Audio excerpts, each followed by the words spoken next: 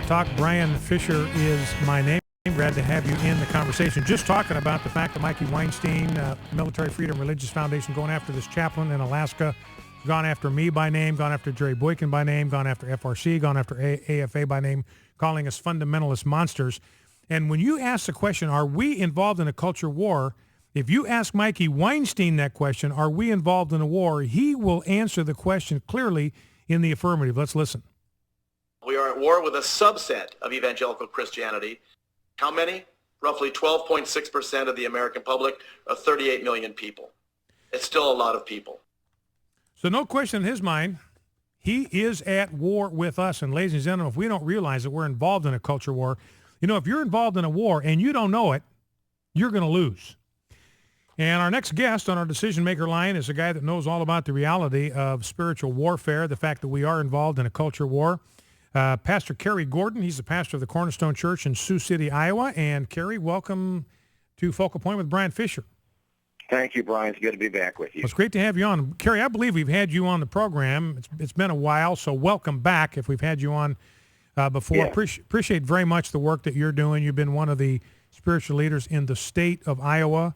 Appreciate very much what you're doing there. That's a critical state in presidential politics because of the straw poll, the first primary, and all that. And so you're going to be on the front lines again as we approach 2016, and just want to tell you how appreciative I am of your leadership and your strength and what you're providing for the people of Iowa and really for the people of our nation at a very critical time in our history. Well, so thank you, and God bless you. I appreciate you saying that, but I want to say it right back to you, Brian. You're an encouragement to me every day. Well, I appreciate that, Cary, and Cary, and you know we're involved in a spiritual battle, no question about it. And you're locked. Yes. You're in the crosshairs right there in Sioux City. I want you to tell our listeners about what's going on in Sioux City.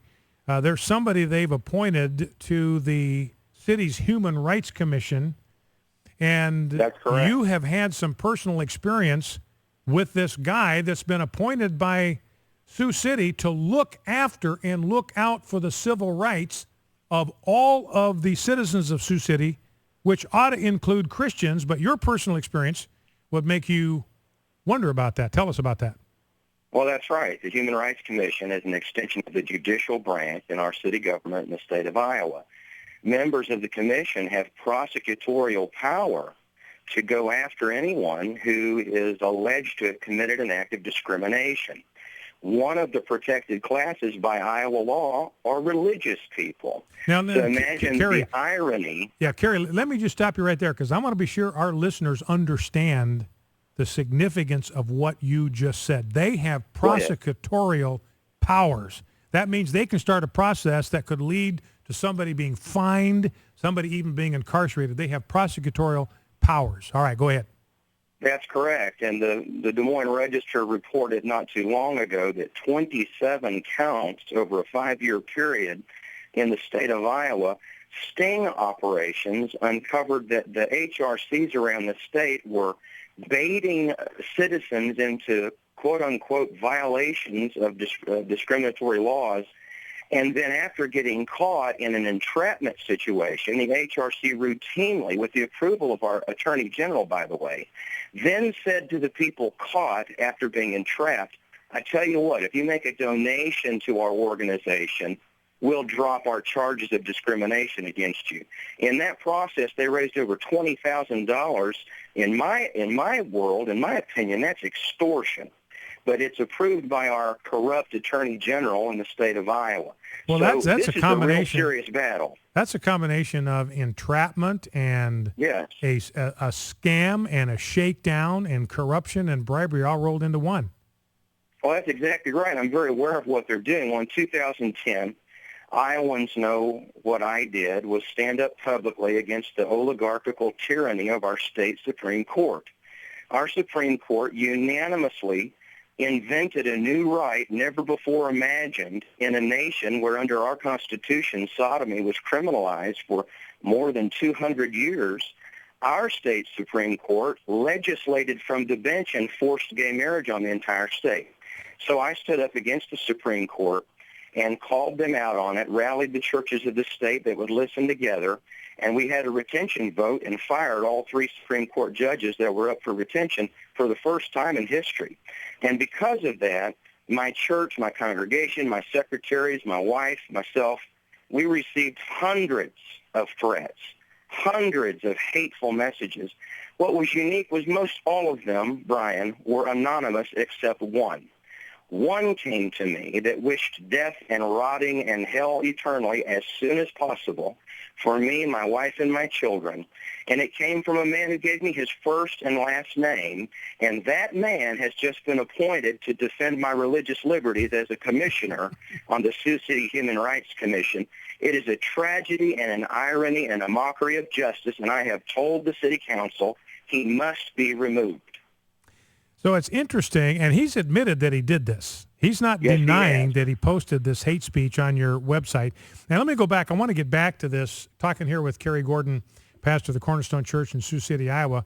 But go back just for a second, because people look at the marriage map in the United States, and they see New England. They've adopted same-sex marriage virtually en masse. And then they see Iowa. How did Iowa get sodomy-based marriage? How in the world did that happen? I thought the people in Iowa were conservative, and it turns out it was imposed on them by judicial tyranny, and you led the effort to have these judges removed, and the people of Iowa. I mean, and you're right, this is unprecedented for a recall. It's basically a retention vote, and it's just routine for these judges to get retention votes, and they were actually removed from office, which is unprecedented, virtually unheard of around the country.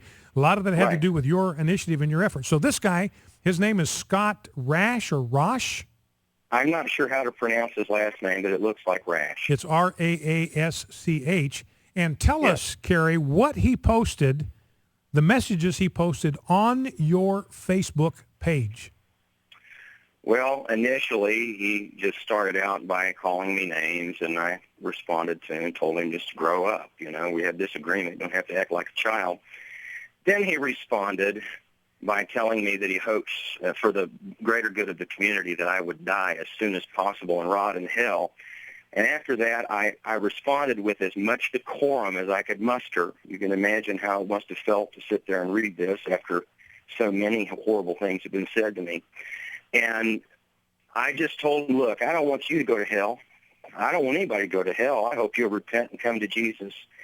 And so that infuriated him further, and he responded by saying, I hope you and your entire family die and burn and rot in hell as soon as possible. And then he said this, you'll get what's coming to you sooner or later. And I can't help but say that I don't have any reason to expect anything else than that as a threat. I mean, that is a threat. I mean, and that in itself is a crime. You will get what's coming to you sooner or later. So here's a guy that criminally threatens you and your family, and now Sioux City wants to put him in charge of protecting your civil rights. I don't think so. Right. That's the problem. He's got to go.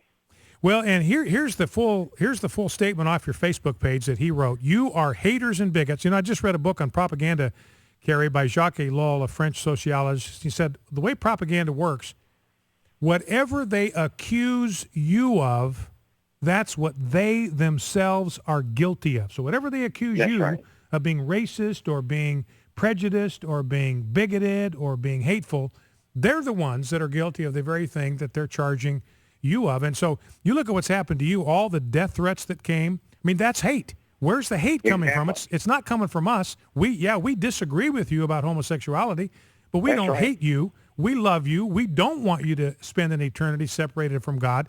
We want you to spend an eternity in the presence of God because we love you. We care for you. We want to warn you about where the path you're on is going to lead. So here's a statement from this paragon of tolerance. You are haters and bigots. You will get what's coming to you sooner or later. I hope you rot in hell. And that's exactly opposite, Cary, of where you and I are from. We don't want that to happen to him. As you pointed out, we want exactly the opposite. Here's what he says. I know Christ, so he claims to be a Christian. I know Christ and don't need a snake oil salesman like you to tell me about him. I guess that's the difference between us because I think there are many people that deserve to burn in hell, including you and your entire family. The sooner, the better for our community. So it's interesting to me that he admits that the difference between you and him is you don't want anybody to burn in hell, and he does. That's right, exactly. And to dovetail on what you just said about propaganda, I think it's very interesting as I've watched this story literally go to international news, how the media takes this and they are actively, as we speak, trying to pervert the discussion into an issue of forgiveness. Well, he said he was sorry in one news article to the Sioux City Journal, so aren't you obligated to forgive is the question that the media keeps wanting to ask. And this is not about forgiveness. It's about qualifications. Well, and the other issue there too, Cary, I mean, we always need to stand ready to forgive. We're instructed to do that. Has he asked you for forgiveness?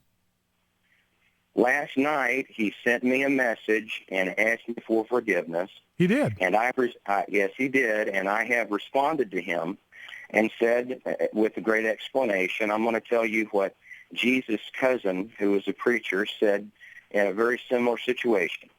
John the Baptist called out a public act that desecrated the institution of marriage under God's law in the life of a civil ruler. And for that, he was very, very hated by authority. And the civil rulers of the Sanhedrin came out under public duress and pressure to yield to John's extraordinary influence among the regular citizens. They came to show that they were sorry. They asked to be baptized as an outward sign of their contrition and sorrow for their complicity in allowing their nation to go down the tubes.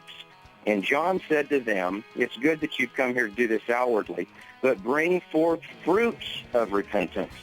So my message back to Scott is I'll forgive you, but what credibility would you have Correct. if you catch someone else doing the same thing you did to me to prosecute them? And I think You your point simply can't do the job. And I think your point is well taken, Cary. This isn't about forgiveness. This is about his qualification to serve in public office, clearly unqualified to be in charge of protecting anybody's civil rights. Well, Cary, thank you for taking time with us. Pastor Cary Gordon from the Cornerstone Church in Sioux City, Iowa. God bless you, my friend. You too. Bye-bye. We'll be right back in 2 Focal Point AFR Talk. Attention all Christians who would like to become more effective in presenting and defending their beliefs. This is Alex McFarland inviting you to attend